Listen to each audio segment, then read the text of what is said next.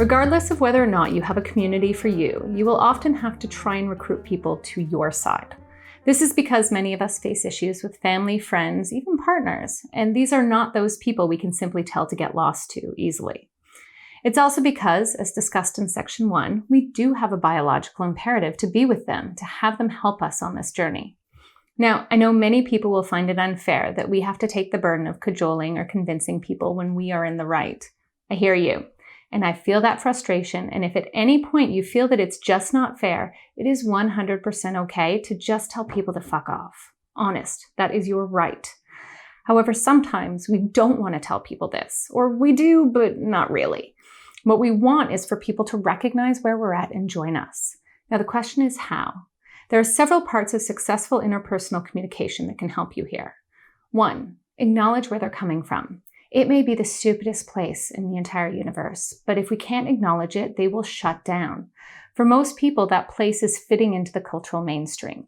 This means they will want you to do things that other people are doing because going against that makes them nervous.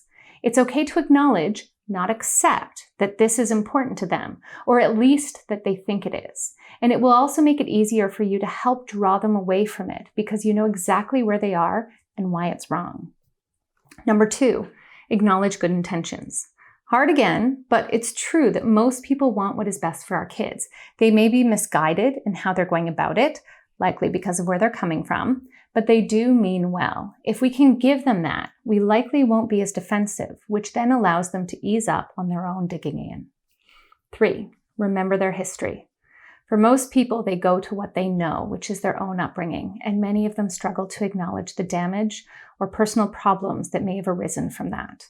This means that they are going to struggle with thinking anything that happened to them was less than perfect, and thus they'll be willing to subject others to the same thing.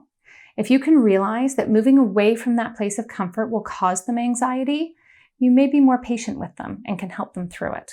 4, lead them towards the answer.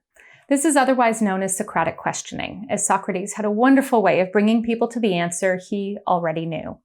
When people arrive there on their own, it is far more powerful and convincing than simply being told.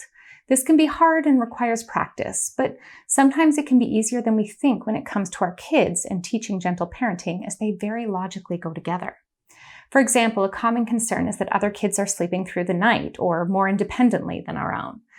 For this issue, you can ask the person why they think your child is waking more. Suggest various options to see which ones they're drawn to. Ask if they feel leaving them to cry would be okay if there was something bigger going on, and what would it actually teach the child? Force them to perspective take by bringing up other situations like elder care, or perhaps even any time when they may have been in pain or scared. At the end of the day, though, if you can't lead someone to water, leave them out in the field and focus your efforts elsewhere.